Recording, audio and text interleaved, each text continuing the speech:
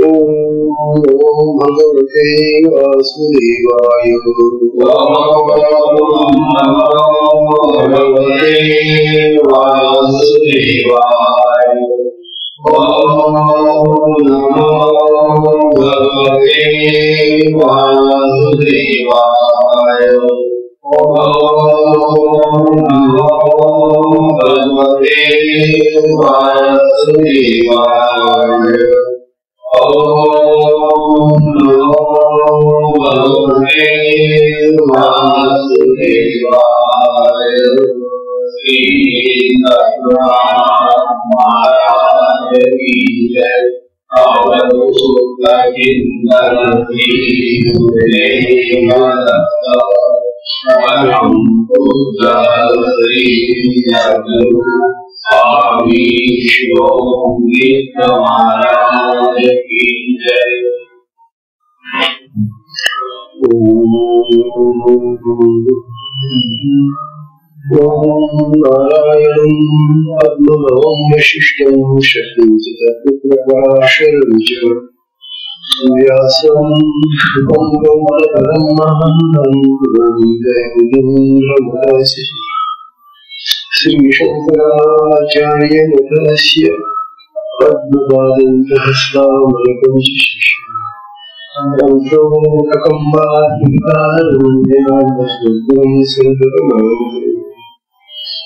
श्रुतिस्मृतिपुराणानामालयं करुणालयं श्रीमान् भगवत्पादं शङ्करं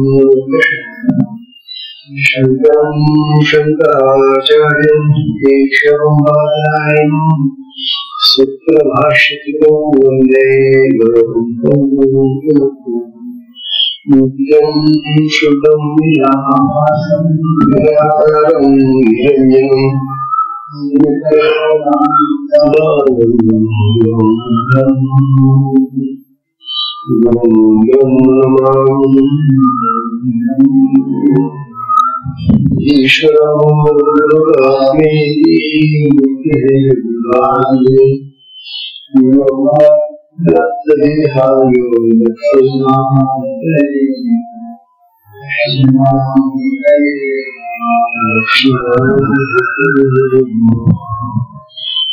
श्री सद्गुरुनाथ महाराज की जय। अवधूत चिंतन श्री गुरुदेव परम पूज्य श्री सद्गुरु स्वामी शिवोमृत महाराज की जय।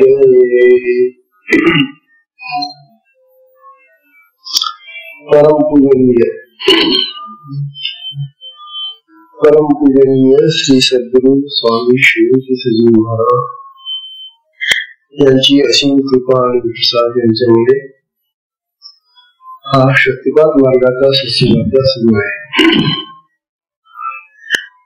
शक्तिपात मार्गामध्ये आपण काल बोलत होतो ही जी गुरुकृपेने जागृत झालेली कुंडलिनी शक्ती आहे, ही कुंडलिनी शक्ती आपल्याला अनेक योगांचा अभ्यास न करता त्या योगांचं ज्ञानही आपल्याला झालेलं नसताना त्या योगांच्या क्रियांच्या माध्यमातून आपल्याला अनुभव देते। हा महान चमत्कार आहे। इतर साधकांना जे या शक्तिपात मार्गात नाही परंतु योग साधना करणारे असतात त्यांना एक एक योगच जन्मभर करत करत करत आयुष्य संपलं।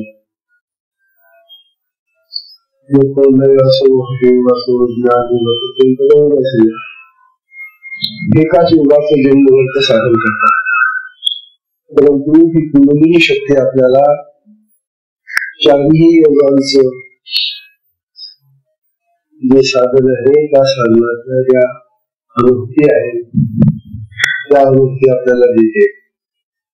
नुसता भाग घेतला तरी तो तेवढा मोठा 8 अंगांनी पसरलेला अनुभूती, त्या 8 अंगांच्या अनुभूती ही शक्ती आपल्याला आणून देते। त्यामध्ये आपण काय पाहिलं, नियम आसन. त्यानंतर आपण पाहतोय प्राणायाम. प्राणायाम ही योगातली सगळ्यात महत्वाची क्रिया आहे. आपल्या शरीरामध्ये प्राण आहे. हा प्राण 10 भागात विभागला आहे. पंच प्राण आहेत आणि पंचभूत प्राण आहे. आणि ह्या प्रत्येक प्राणाचं काही ना काहीतरी देहामध्ये कार्य चाललेले आहे. शक्ती काय करते आता? शक्ती ज्या शरीराच्या ज्या भागामध्ये तिला विशेष क्रिया करायची असेल, तिथला मन तिला खरडून करायचं असेल, तिथल्या प्राणाचा ती आधार घेते आणि त्या प्राणाच्या साह्याने शक्ती प्राण एकत्र होऊन ती शरीर स्वच्छ करते. प्राणायामाने सगळ्यात मोठा लाभ काही होत असेल प्राणायाम करण्याने, तर मनोमय होतो.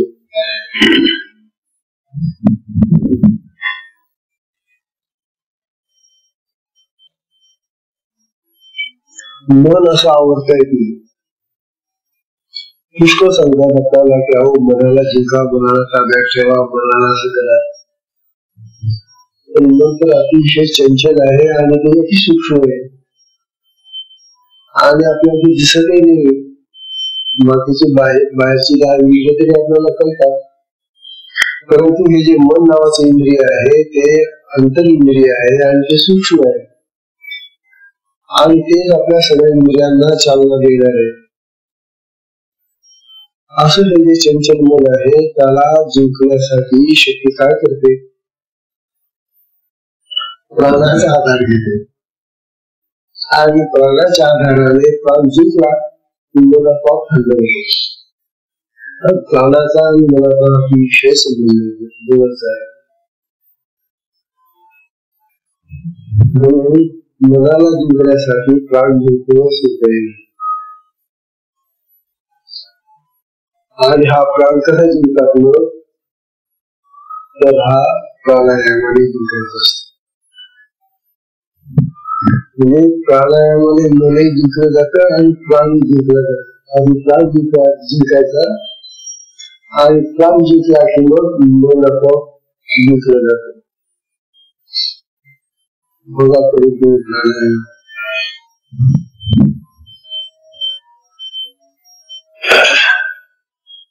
जे प्रयत्नपूर्वक प्राणायाम करणारे असतात त्यांना गुरुकडून तो प्राणायाम शिकावा लागतो. आपल्या साधनेमध्ये प्राणायाम शिकायची गरज नाही. ही शक्ती माता आपल्याला तो प्राणायाम केव्हा कसा केव्हा तेव्हाच ती प्राणायाम करून द्यावी. तेव्हा या प्राणायामामध्ये 3 महत्वाचे घटक आहेत, 3 भाग आहेत.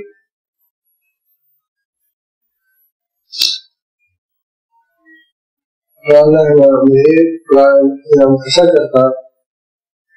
तर एका नाकपुडीतून प्रथमता डाव्या नाकपुडीतून श्वास घ्यायचा, उजवी नाकपुडी बंद ठेवायची, दाबून ठेवायची.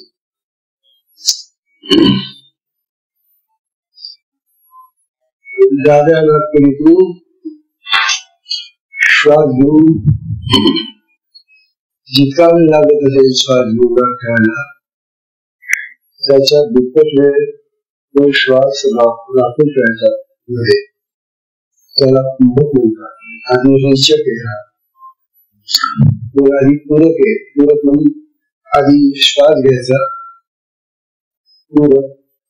पूरकाला समजा 4 मिनिटं 2 मिनिटं काय 2 वेळा लागेल त्याच्या दुप्पट वेळ तो श्वास रोखून ठेवायचा म्हणजे कुंभक करायचा. आणि कुंभक झाल्यानंतर त्याच्या दुप्पट वेळ तो सोडायला म्हणजे रेचक करायला लावायचा. रेचक फार हळूहळू करावा. भस्कर सोडून द्यायचा. म्हणून अशा तऱ्हेनं हा कुंभक, अशा तऱ्हेनं पूरक, कुंभक आणि रेचक हा अंतरकुंभक आहे. नंतर उद्या रात्री घ्यायचा, त्याचप्रमाणे कुंभक करायचा आणि पुन्हा दिशेतून सोडायचा. सोडलेला श्वासही तितकाच वेळ बाहेर ठेवायचा, त्याला बाह्य कुंभक म्हणतात. नंतर घ्यायचा अशा तऱ्हेनं कुंभक, रेचे, आंतरकुंभक, बाह्य कुंभक, पूरक आणि रेचे, अशा तऱ्हेनं हा प्राणायाम चालतो. ही प्रक्रिया आहे, ही कोणातरी चांगल्या सुज्ञ जाणकार गुरुकडून घ्यावी लागते. नंतर जे चूक झाली, जर आपण आपल्या मताने तो प्राणायाम करायला लागले तर श्वास नेमका आणि श्वास नेमका जर जमी चुकली तर डॉक्टर लोकांना ती शिकाय बरं. म्हणून प्राणायाम सुंदर आहे. काय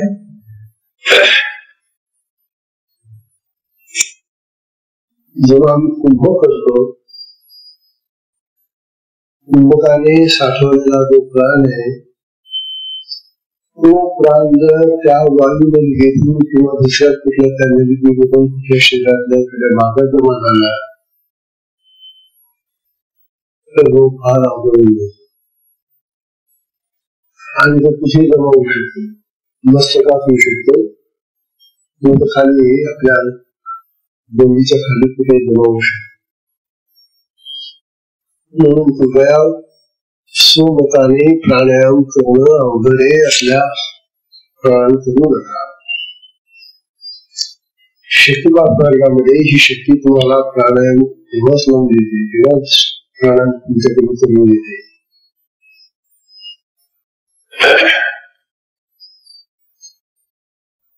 प्राणायामाने आपल्याला जिंकता येतं. मग जिंकल्यामुळे शांती होते, प्रशांत होतो, प्राणी जिंकला की युक्ती आणि प्रसाद हे 4 लाभ आहेत. प्राणायामाचे लाभ कोणते? शांती, प्रशांती, युक्ती आणि प्रसाद. हे प्राणायामाने होणारे लाभ आहेत.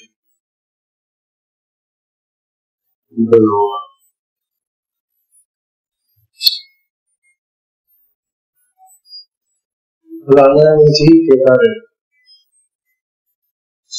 शीतली प्राणायाम म्हणून प्राणायाम आहे. शीतली तो प्राणायाम तोंडाने करायचा आहे, नाकाने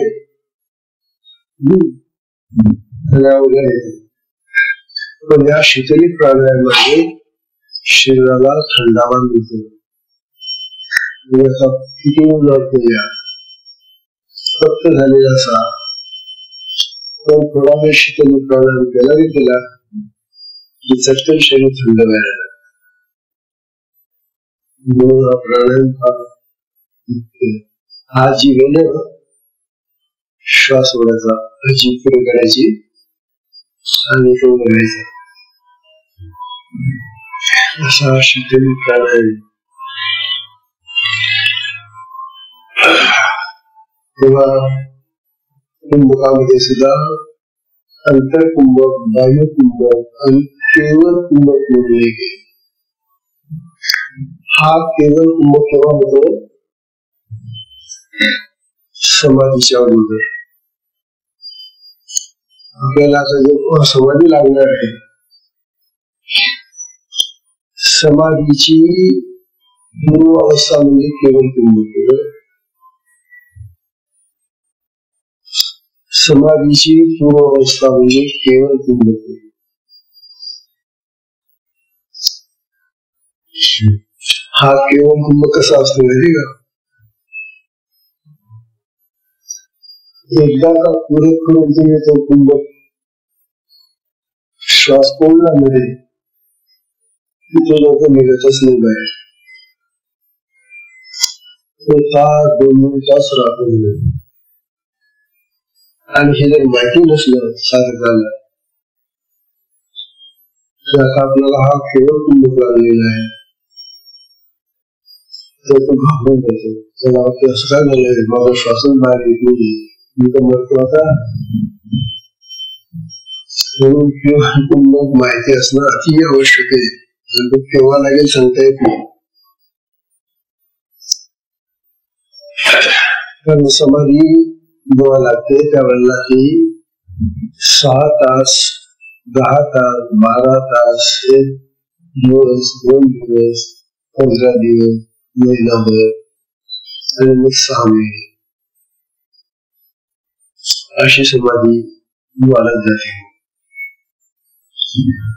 हा कुंभ जो आहे केवळ कुंभ हा 2-3 तास असा राहतो. आणि त्यावेळेला खरोखर आनंद वाटतो. कुंभामध्ये जेव्हा तो शरीरात नाही बाहेर तेव्हा साधक शांत होऊन जातो, स्थिर होऊन जातो. म्हणजे समाधीची ती पूर्व अवस्थाच असा हा केवळ कुंभ आपल्याला शक्ती लावून देते. असा हा प्राणायामाचा अभ्यास आहे. त्यानंतर प्रत्याहार. राजयोगाचा हा एक महत्वाचा भाग आहे. प्रतिहार, प्रत्याहार, प्रति आहार. आपली इंद्रिय विषयांचा भोग घेतात. इंद्रिय आणि विषय यांचं सतत मिळून चालू आहे जीवनामध्ये. डोळे पाहत असतात विषय, कान शब्द ऐकत असतात, जीभ खात असते, चव घेत असते, नाक वास घेत असते, हाताने पाय स्पर्श घेतो. हे जे इंद्रियांचे विषय आहे, इंद्रियांचे विषय अशा तऱ्हेचा हा व्यवहार आपला सतत चालू आहे. प्रत्याहारामध्ये आता काय करायचंय की या इंद्रियांना विषय द्यायचे नाही, त्यांना आहार द्यायचा नाही. त्या विषयाला आता कोणताही विषय त्यांना न द्यायचा नाही. याला म्हणतात प्रति आहार. जसं आपण उपवास करतो, उपवास करणं म्हणजे काय, प्रतिहार येतो. म्हणजे जिभेला जे आपण खाऊ घालतो त्या दिवशी वास्तविक उप म्हणजे जवळ उपवास म्हणजे राहणं. तेव्हा भगवंताच्या जवळ आत्म्याच्या जवळ राहावं आणि जवळ राहावं, असं जवळ राहावं की त्या दिवशी खाण्याची आठवण नये. त्याला उपवास म्हणतात. पण आपल्या उपवासाच्या पद्धती भयानक आहे. त्या दिवशी आपण असं काही खातो की जे पचत नाही, हे जड अन्न खातो, मग कसला उपवास झाला. तेव्हा इंद्रियांना उपवासाच्या दिवशी सुद्धा त्या इंद्रियाला आपण उपाशी राहू देतो. पण प्रत्याहारामध्ये या डोळ्यांना कुठल्याही रूप बघू द्यायचं नाही. बंद डोळे, कान बंद, तोंड बंद, नाक बंद, हातापायाला कुणाचा स्पर्श नाही, असा हा प्रत्याहार आहे.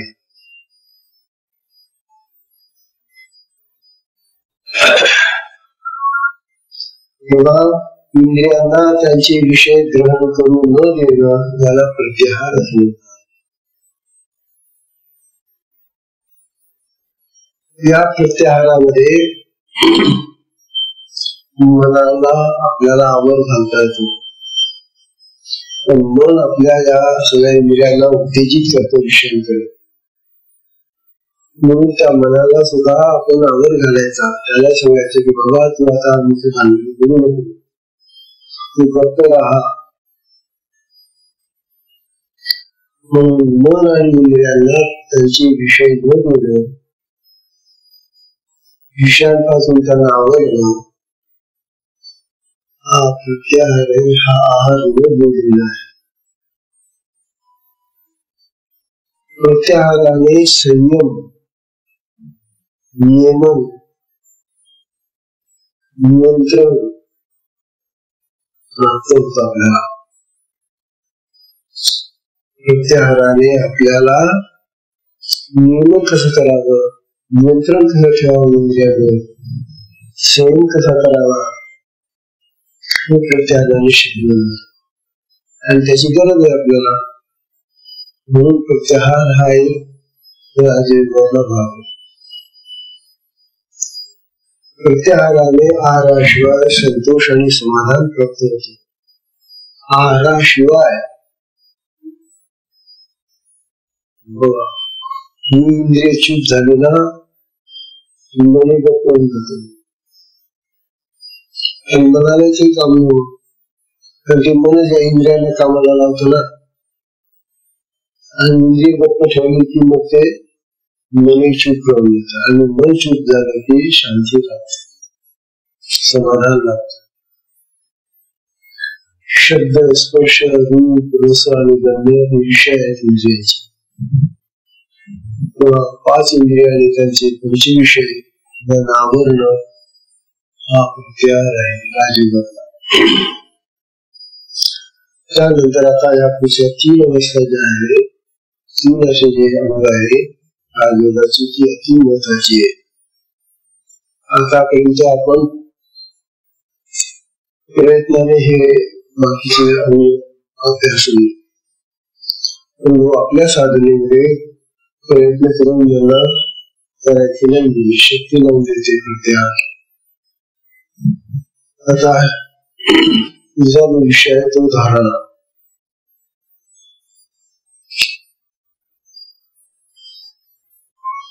धारणा म्हणजे धरून ठेवणं, धरती, धैर्य.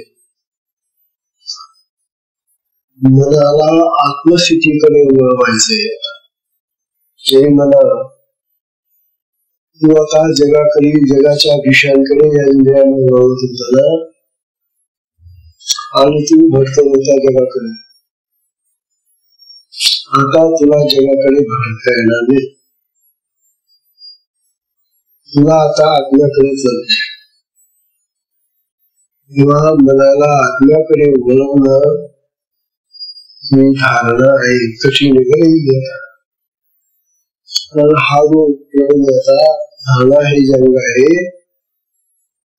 मनी धरतीने त्या मनाचं स्थान माहिती नाही कुठे ते, आणि त्याला आपल्याला आत्म्याकडे वळवायचंय. गोष्टी अवघड वगैरे काही नाही.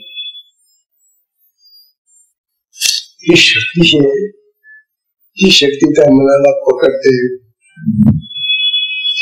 आणि त्याला बाहेर जाऊ देते. बस मनाला इंद्रियांच्या माध्यमातून बाहेर भटकू द्यायचं ना. मन अतिशय चंचल भटकणार आहे सांगितलेलं. तेव्हा या मनाला आत्म्याकडे घेऊन जायचं आपल्याला.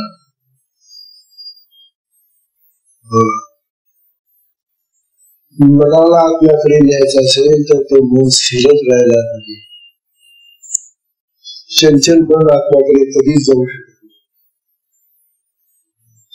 म्हणून मनाची ही चंचलता आहे ती बंद व्हायला पाहिजे. आणि ती बंद ह्या मागचे जे आपले प्रत्याहार आहे, प्राणायाम आहे, याच्याने आपण मनाला पुष्कळ सावध केलेले. तेव्हा मनाला आत्म्याकडे वळवायचं आणि ते वळवलेलं मन आता तिथे स्थिर करायला लावायचं. हे मला तू आता बाहेर भटकायचं नाही बाबा.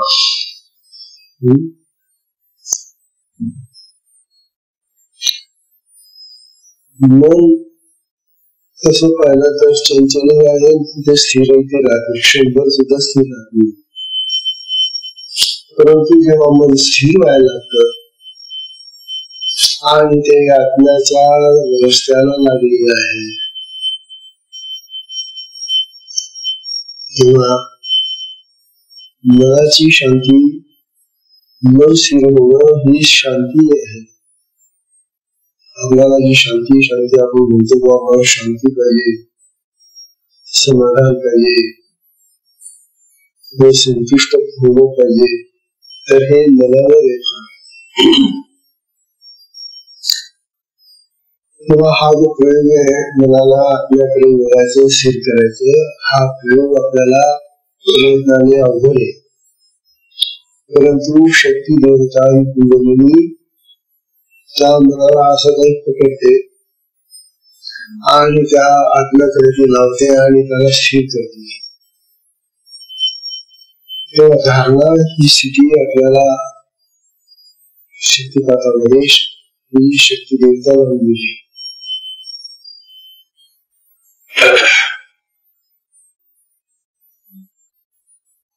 मनाला स्थिर करण्यासाठी शक्ती काय करते? आधी प्राणाला शांत करते. प्राण शांत झाला की मन शांत होईल आपोआप. मग बघा, तुमचे श्वास हळूहळू कमी व्हायला लागले की मनाचं भटकणे कमी होईल. रोज करा तुम्ही. आपल्या श्वासावर लक्ष ठेवा. प्राणायामाने हा श्वास जिंकता येतो आणि अशी श्वास जिंकता कमी व्हायला लागले श्वास, ते आपोआप मन स्थिर व्हायला. प्राण शांत झाला की मन शांत होईल. आता हे करण्याचा हा प्रयोग आहे, परंतु शक्ती आपल्याला तो प्राण आधी शांत करून देते आणि मनालाही शांत करते.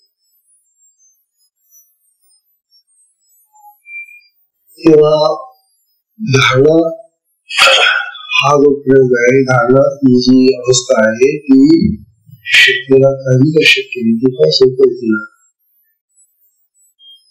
धारणानंतर ध्यान लागतं. दुसरी अवस्था ध्यानाची आहे.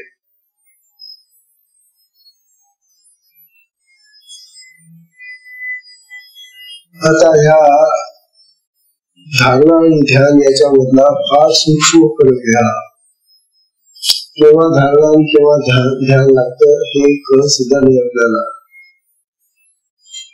तेव्हा ज्ञान संकल्पना तंत्र आहे, तंत्रग्रंथ आहे. त्या तंत्रग्रंथामध्ये ध्यानाचं स्वरूप वर्णन केलेले. ध्यान म्हणजे काय? हा सुंदर व्याख्या आहे ध्यानाची. बघा, ध्यान म्हणजे ध्येये सप्तम मनोयस्य, ध्येये सप्तम मनोयस्य, ध्येय एवं अनुपश्यति, ध्येय एवं अनुपश्यति.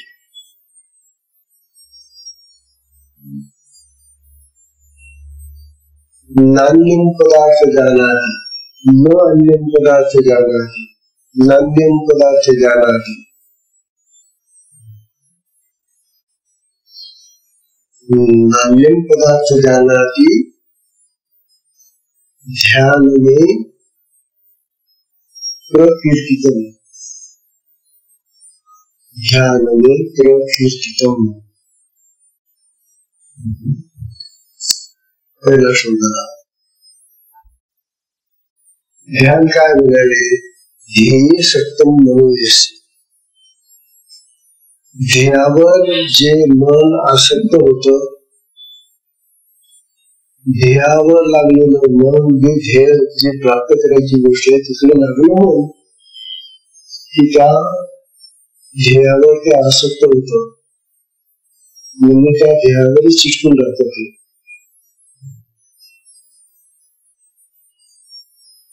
ध्येय सप्तम मनोयस्य ध्येयं एव अनुपश्यति. आणि मग त्या ध्येयालाच पाहत राहतात, ध्येयालाच ते पाहण्याचा सतत प्रयत्न करतात. नान्य पदार्थ जाणारी, मग ते इतर कुठल्याही पदार्थाला ओळखत नाही, जाणत नाही, मग ते इतर कुठल्याही पदार्थाला जाणत नाही. ध्यान में त्याला ध्यान असं नाव मिळालेलं आहे. ध्यान या शब्दाने त्याची कीर्ती झालेली. तेव्हा मन जेव्हा ध्येयाकडे आकृष्ट होतं आणि तिथंच ते चिटकून बसायला लागतं, त्याला ध्यान असं म्हणतात. दुसरा श्लोक असा आहे, न ध्यान ध्यानम इति आहु, न ध्यान ध्यानम इति आहु, ध्यानम निर्विषयं मनः.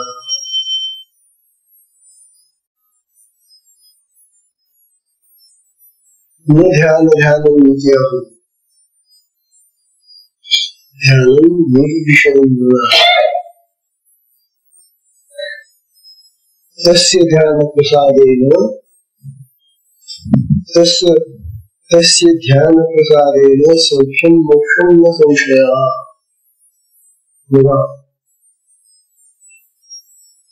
तस्य ध्यान प्रसादेन सौख्यं मोक्षं न संशयः. दूसरा श्लोक है. दूसरा श्लोक, न ध्यान ध्यानम इति आहु, मग ध्यानाला ध्यानही म्हणता येणार नाही. कारण काय, ध्यान म्हणजे काय, मग ध्यानाची फार सुंदर व्याख्या पाहता. ध्यान निर्विषयं मनः. ध्यान म्हणजे मनामधले सगळे विषय समाप्त होणार. निर्विषयं मनः, विषय शून्य होणारा जे मन आहे त्याला ध्यान असं म्हणतात. मनात कुठलाच विषय येत नाही.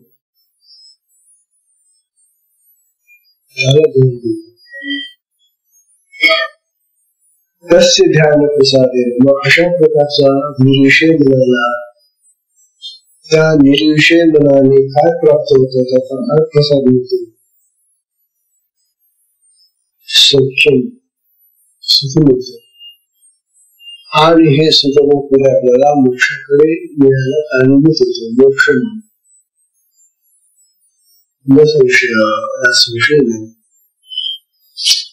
अशा प्रकारे विषय शून्य मन होणं म्हणजे ध्यान आहे. आणि विषय शून्य मनाने आपल्याला सुख प्राप्त होतं आणि हे सुख मोक्षाकडे मिळणारे सुद्धा आहे. मोक्ष. तिसरा श्लोक असा आहे, ध्यान का करायचं त्याच हेतू सांगताय. ध्यानेन लभते मोक्ष, ध्यानेन लभते मोक्षम, मोक्षेन लभते सुखम, सुखेन आनंद बुद्धि स्यात्, सुखेन आनंद बुद्धि स्यात्, आनंदो ब्रह्मणः विग्रहः, आनंदः ब्रह्मणः विग्रहः, आनंदो ब्रह्मणः विग्रहः. हा सुंदर श्लोक आहे. ध्यानाचं वर्णन करणारे श्लोक आहे. ध्यानाने काय लागतं म्हणजे मोक्ष लागतो, मुक्ती होते. मोक्ष म्हणजे मुक्त होतो आपण. जे अनेक पाश, अनेक बंधनं जी आपल्या मागे लागलेली आहे ना, त्या सगळ्या बंधनातून आपण सुटून जातो. तो मोक्ष नाही बरं, जन्ममरण शिकला तो मोक्ष नाही. ही सगळी जगाची जी कटकटी येते, तेव्हा असं प्रगाढ ध्यान जेव्हा लागतं तेव्हा आपण या जगाच्या बंधनातून सुटून जातो, मोक्ष करतो. मन तुमचं सगळं जर स्थिर होऊन गेलं आणि गाढ असं गेलं, स्थिर होऊन गेलं, तेव्हा तुम्हाला कुठलेही विषय जगात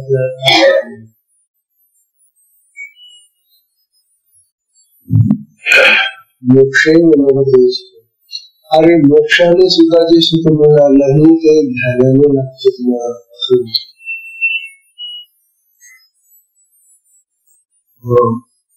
बंधनातून सुटका होऊन जी सुख मिळत नाही ते सुख आपल्याला ध्यानाने प्राप्त होत. या सुखामुळे आनंदाची प्राप्ती होते. आनंद बुद्धीच्या आनंदाची बुद्धी होते आणि हा आनंद ब्रह्मण विग्रह म्हणजे त्या ब्रह्मस्थितीमधला असतो. आनंदाचं स्वरूप हे आपल्यामधलं ब्रह्मामधलं आहे. अशा तऱ्हेनं ध्यानाने हळूहळू आपल्याला आत्मस्वरूपातला आनंद प्राप्त व्हायला लागतो. आता या श्लोकांचं निरूपण हे बघा.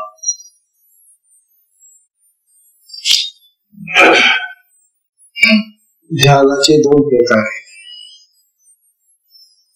आपल्याला जे ध्यान लागतं ते ध्यान दोन प्रकारचं असतं. ध्यान साकार आणि निराकार अशा दोन प्रकारचे असतं. साकार वस्तूचे ध्यान म्हणजे समजा आपण एक देवाची मूर्ती ठेवली आणि त्या मूर्तीकडेच पाहत आपण फिरून गेलो, तर हे जे ध्यान आहे ते साकार ध्यान आहे, आकाराचं ध्यान आहे, मूर्तीचं ध्यान आहे. आणि निराकार म्हणजे आत्मा निराकार आहे, ब्रह्म निराकार आहे, आकार नाही केला. त्या ब्रह्मस्थितीमध्ये आकारच नाही. तेव्हा आत्म्याचं जे ध्यान लागतं, आत्म्याकडे जेव्हा मन जातं त्यावेळेला ते निराकार होत होतं, आकार नाही असं ध्यान होतं. साधक आपल्या इच्छेनुसार जसे निश्चित जरा साकार ध्यान करत आकाराचं ध्यान करीत बसतो. आणि पुष्कळशा मार्गांमध्ये हे आकाराचं ध्यान जास्त आहे. कारण हे करायला सोपं आहे. एखादी वस्तू कोणी ठेवायची त्याच्याकडे पाहत बसतात, दिवा ठेवायचा त्या दिव्याकडे पाहत बसतात. काय नाना प्रकार आहे ध्यानाचे. तेव्हा हे जे ध्यान आहे हे ध्यान साकार ध्यान असतं. यथाभिमत ध्यान वा त्याच्या मताप्रमाणे इच्छेप्रमाणे तो ध्यान करू शकतो. हे अन्य मार्गातील साधना प्रकारात होते. म्हणजे करायचं कोणतं ध्यान करायचं बा त्या ध्यान करणाऱ्यावर अवलंबून असतं. साकार करायचं तर निराकार करायचं. शक्तिपात मार्गामध्ये तुमची इच्छा नाही, तुम्ही म्हणाला मला साकार ध्यान करायचंय, तुम्ही म्हणाला की आम्हाला निराकाराचं ध्यान करायचंय, तुमची इच्छा त्या ठिकाणी चालणार नाही. शक्तीमध्ये मी तुला जे ध्यान लावेल ते तू ध्यान बस. शक्ती लावते ते ध्यान आपल्याला. आणि मग शक्तीनं जे ध्यान लावलेलं असं ते सगळ्यात सोपं आहे ना, करायला काही ते लावून देते ध्यान आपल्याला. आणि प्रगाढ ध्यान लागते शक्ती. ध्यानामध्ये सुद्धा तत्वभाव आहे बरं का. वरवरच त्याचं भिन्न ध्यान असतं. आणि प्रगाढ ध्यान जेव्हा लागतं त्यावेळेला ध्यानाची स्मृती राहत नाही. आपण हे भाव विसरून जातो. आपण कुठे बसलो, किती वेळ बसलो, केव्हा बसलो याची सुद्धा आठवण राहत नाही. आपण कोण आहोत, कुठे बसलो आहोत, किती वेळ झाला याची स्मृती राहत नाही, याची आठवण राहत नाही. असं जे ध्यान आहे ते प्रगाढ ध्यान असते.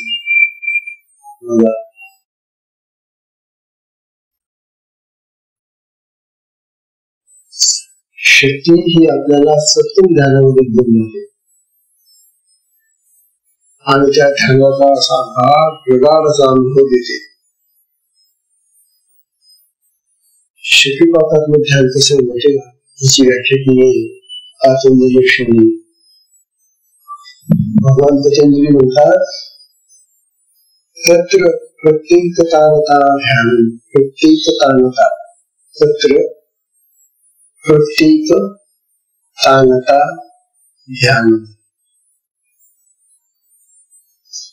प्रत्येक ताणता म्हणजे त्या ध्यानामध्ये ध्येयामध्ये एक ताणता असते. एक ताणता म्हणजे तन्मयता. आपल्याला आत्म्याचं ध्यान करायचंय ना, तर आत्म्यामध्ये आपलं तन्मय मन होऊन जातं, तत्स्वरूप होऊन जातं ते मन.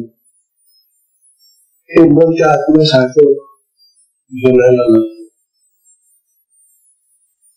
म्हणजे ध्येय आपला आत्मा जर असेल तर त्या आत्म्याच्या समान मनाला बनवणं हे काम सोपं नाही.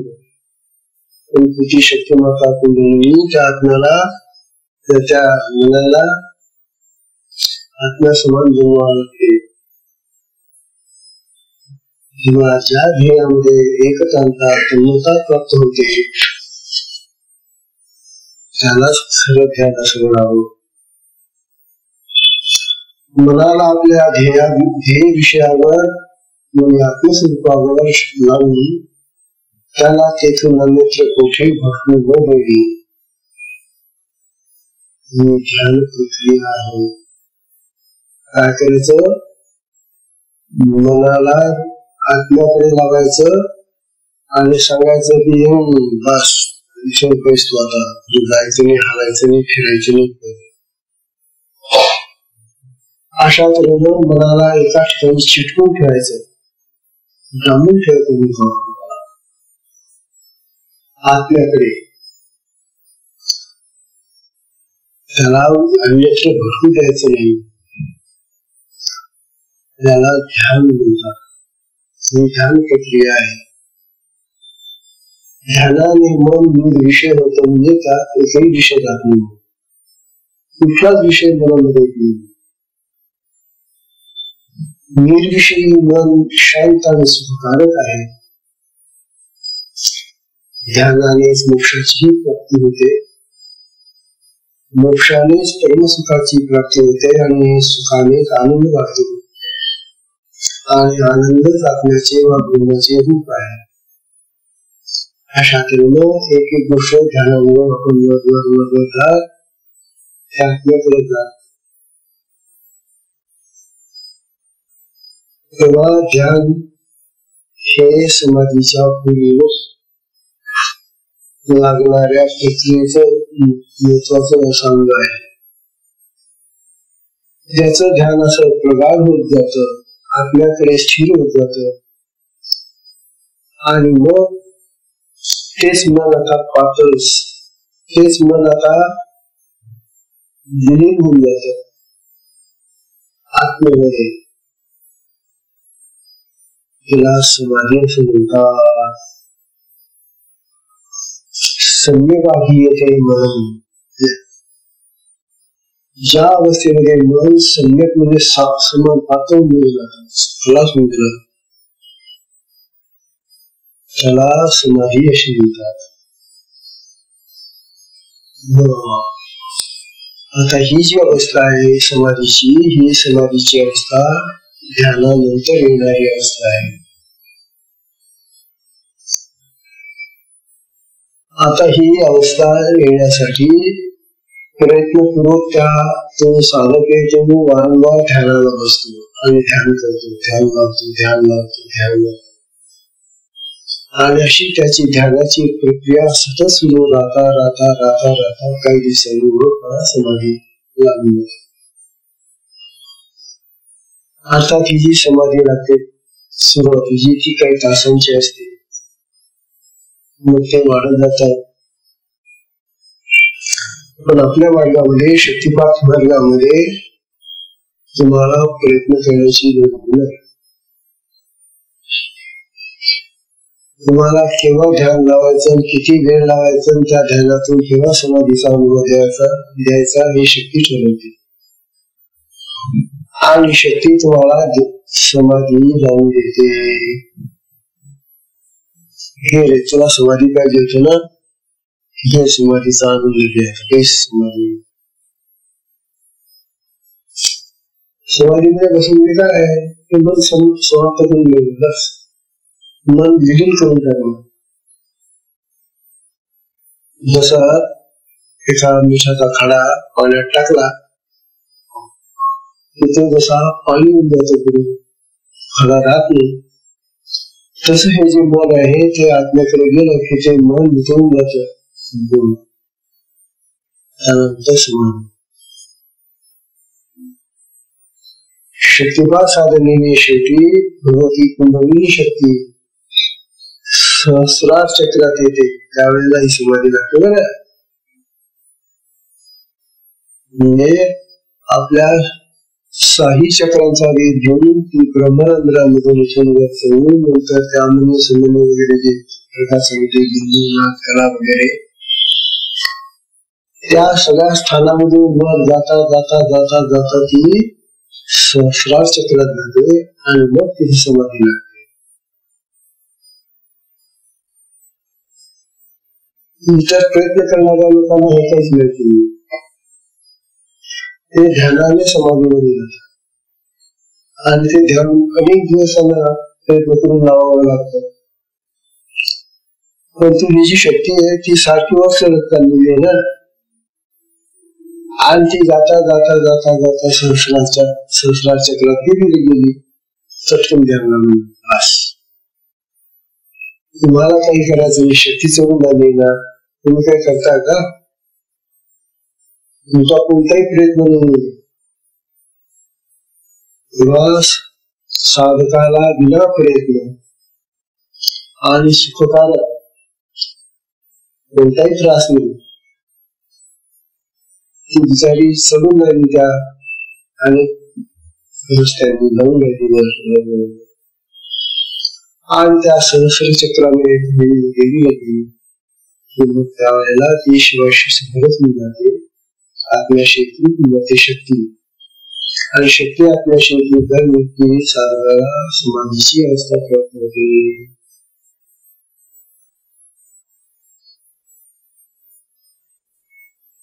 आपली ही जी शक्तिपातातली समाधी आहे ती शिव शक्तीचं सामरस्य आहे. शिव आणि शक्तीचं सामरस्य म्हणजे समाधी. इतर मार्गामध्ये धारणा ध्यान आणि नंतर समाधी लागते आणि ती प्रयत्नाने साधावी लागते. प्रयत्न करत असतो. साधनेतील ही शेवटची अवस्था आहे. आता पुढे साधनाने समाधी एकदा लागली की मग पुढे कुठलीही साधना नाही, क्रिया नाही, साधना नाही. कारण हे सगळं शरीर त्यावेळेला स्तब्ध होऊन जात. शरीराच्या नित्य चालणाऱ्या क्रिया सुद्धा बंद होऊन जातात. श्वास बंद होऊन जातात. आणि श्वासच जर बंद होऊन गेला तर मग त्याचं रक्ताभिसरण आहे, चालणं आहे, हृदयाची ठोके आहे, पचन शक्ती आहे, सगळी गोष्टी चालू असतात. त्या एकदा श्वास बंद झाला की पुढच्या क्रिया आपोआप बंद व्हायला लागतात. मशीन बंद.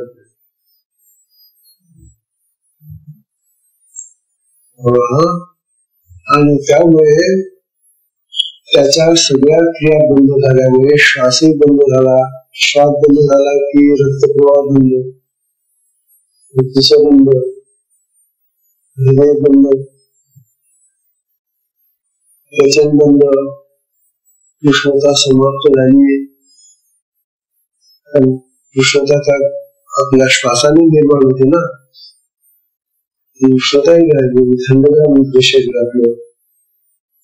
आणि जर तरी एखाद्या डॉक्टरला बोलवला, बघावं याला काय झालं, तर डॉक्टरने जरी किती तपासलं तर तो गेला.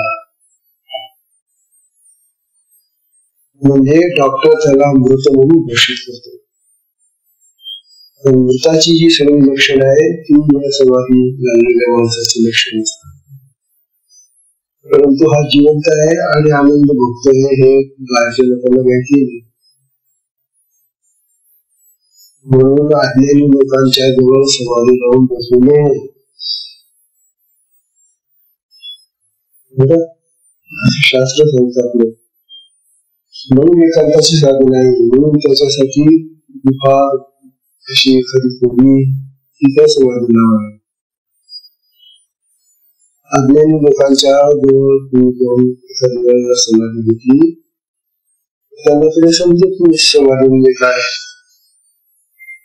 ते सरळ म्हणतात डॉक्टरला बोलवा चालला आणि मग तुमचा डॉक्टर त्याला मेलेला म्हणूनच सांगितलं गेला त्याची तयारी सुरू करते बांधायला. एका मुलग्याची अशी स्थिती झाली, तो समाधीला असा बसला बिचारा, त्याला काय कल्पना नाही. त्याला पाहायला आले ते लोक कुठे गेला तो दिसला तर बसलेला कुत्र्यामध्ये अंधारामध्ये. हा इथे बसलेला आहे म्हणून आता तो हालवून चालवून काही पुष्कळ काही हातावर शेवटी त्याला डॉक्टरांना सराव डॉक्टरांच्या सरकार आणि डॉक्टरांनी तपास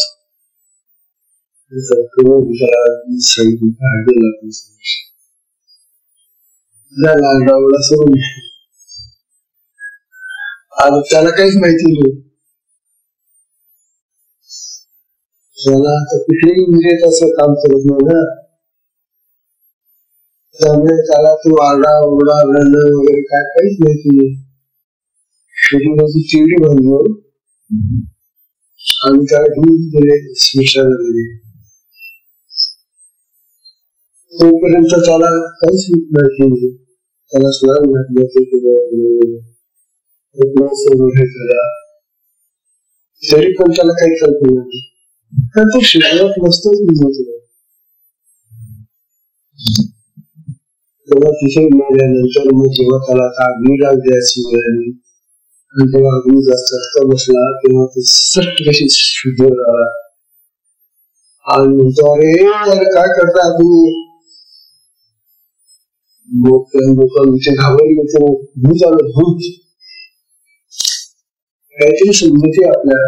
एखादा समजलेला मनुष्य जर जिवंत झाला त्याला भूत लागलं भूत आलं म्हणून सगळं पळायला लागले भूत भूत आलं भूत. अरे भूत काही नाही रे, अरे बाजूला तो आम्ही